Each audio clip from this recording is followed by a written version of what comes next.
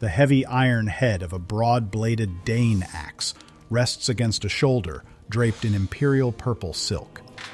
The thick scent of orthodox myrrh and burning frankincense struggles to mask the sharp, metallic tang of oiled chainmail and the sweat of northern winters.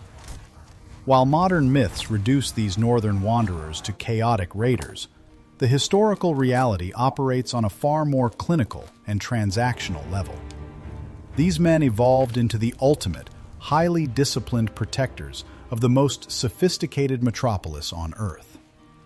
In the year 988, the Byzantine Empire was fracturing from within. Emperor Basil II faced a massive aristocratic rebellion led by the rogue general Bardas Phocas. Basil understood a grim political truth about survival in Constantinople. Native Byzantine guardsmen inherently possessed local political ties, making their loyalties vulnerable to shifting court intrigues and fatal bribes. To maintain his throne, the emperor required absolute martial muscle, completely detached from the labyrinth of local politics. He needed men whose loyalty could be purchased outright. Basil forged a desperate military assistance treaty with Prince Vladimir I of Kiev. The terms were strictly transactional. In exchange for an imperial bride and baptism into Orthodox Christianity, the Byzantine emperor received 6,000 ruthless Rus warriors. These men cared nothing for the subtle politics of the Great Palace. They cared only for the weight of silver and the strict terms of their contract. This calculated exchange of diplomacy and brute force birthed the Varangian Guard, an elite shock unit that would serve as the impenetrable shield of the Eastern Roman world. Byzantine chroniclers observed these new mercenaries with deep apprehension, naming them the axe-bearing barbarians. Their primary tool of diplomacy was the Dane axe, an instrument engineered specifically for the harsh realities of the Eastern Mediterranean battlefield. Weighing barely 2 kilograms, it featured a thin, broad iron blade tipped with a hardened steel edge, mounted on a solid ash haft exceeding 1 meter in length. Swung with immense physical force, a single downward strike generated enough kinetic energy to splinter reinforced wooden shields and crush the heavy lamellar armor of rival cavalrymen. On the battlefield, the Guard operated strictly as an elite heavy infantry shock unit. Commanders deliberately held them in reserve, deploying these northern warriors only at the absolute climax of an engagement to break enemy deadlocks. In exchange for absorbing this supreme physical risk, the Varangians became the highest-paid standing soldiers in the known world. Their ultimate financial compensation rested on a legally sanctioned and entirely unique mechanic of wealth transfer, known in Old Norse as palace pillaging. Upon the death of a Byzantine emperor, the Guard held the exclusive legal right to march directly into the vaults of the imperial treasury. They were permitted to strip the chambers, taking whatever gold byzants, raw gemstones, and heavy silks they could physically carry out on their backs. This calculated financial structure guaranteed their incorruptible allegiance to the imperial office itself, rather than the individual ruler. A deceased emperor simply marked the finalization of a contract, ensuring their permanent loyalty belonged solely to the wealthy institution that funded their survival. The ultimate manifestation of Varangian operational capacity emerged during the tenure of Harold Sigurdsson. Arriving in Constantinople around the year 1034, Harold bypassed ceremonial guard duties to function as a strategic shock troop commander. Deployed to the most hostile frontiers of the empire, he led systematic suppression campaigns across the Mediterranean, Sicily, and the Balkans. His ruthless tactical efficiency during a Bulgarian uprising earned him the moniker of Bulgar Burner. Under his command, the northern mercenaries evolved from static palace protectors into the premier expeditionary strike force of the Eastern Roman world. The unseen challenge for any northern mercenary was surviving the treacherous political architecture of the Great Palace. Following the death of Emperor Michael IV, his successor viewed Harold and his immense wealth as a direct threat to imperial authority. The new ruler stripped the commander of his rank and confined him to a Byzantine dungeon. In April of the year 1042, a massive civic uprising erupted over disastrous imperial policies.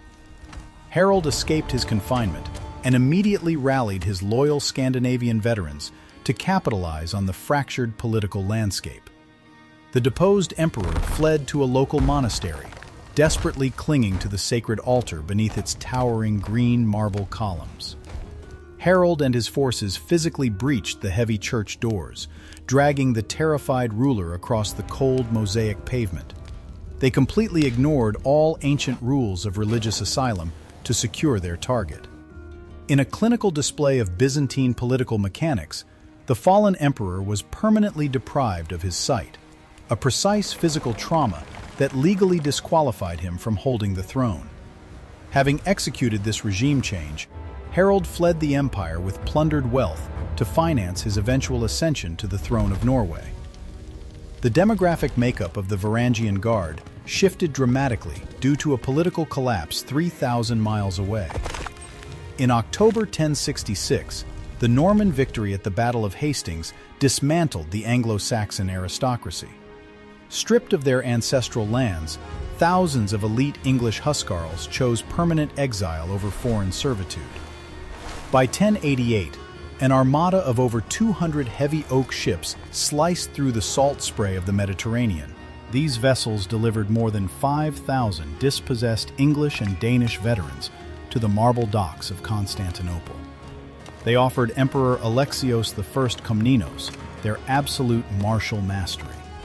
This influx fundamentally altered the cultural architecture of the imperial bodyguard. Byzantine administrators listened to harsh Old English dialects echoing through the Great Palace and formally recognized the unit as the English Varangians. These exiled Anglo-Saxon warriors found themselves standing shoulder to shoulder with the very Norsemen who had raided their homeland for centuries.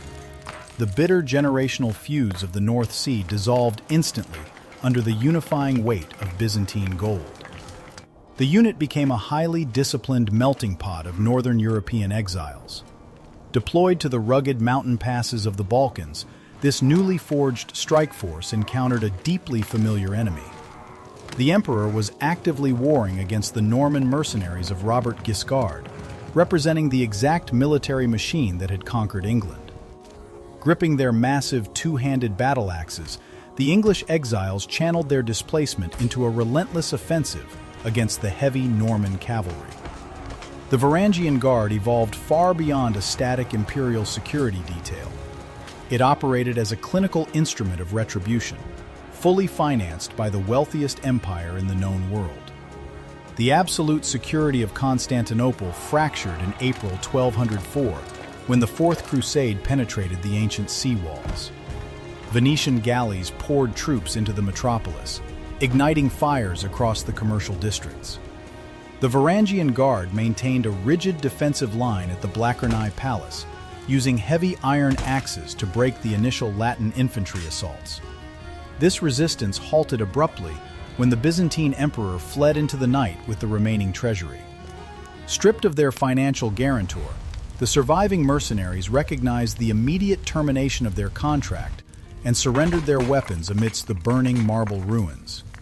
Greek forces recaptured the capital in 1261, but the reconstituted empire lacked the vast economic engine of its predecessors. The imperial vaults could no longer afford the immense salaries required to import elite northern shock troops. By the 14th century, the steady pipeline of exiled English and Scandinavian veterans completely dried up. The descendants of the original mercenaries heavily intermarried with the native Greek population, dissolving their distinct cultural identity. The terrifying battlefield designation of the Guard transitioned into a purely ceremonial title, relegating these men to static palace duties and prison oversight. The heavy footfalls of northern wanderers faded into silence long before the final Ottoman siege dismantled the Byzantine state in 1453. The empire that formerly purchased the absolute loyalty of foreign veterans simply fractured under centuries of steady economic decay. Imperial purple silk degraded inside forgotten subterranean vaults, while the thick iron blades of legendary Dane axes rusted within the Mediterranean soil. The survival of Rome in the East relied entirely on a calculated financial transaction. The ultimate defense of the ancient metropolis was a temporary condition purchased with the lives of exiled strangers.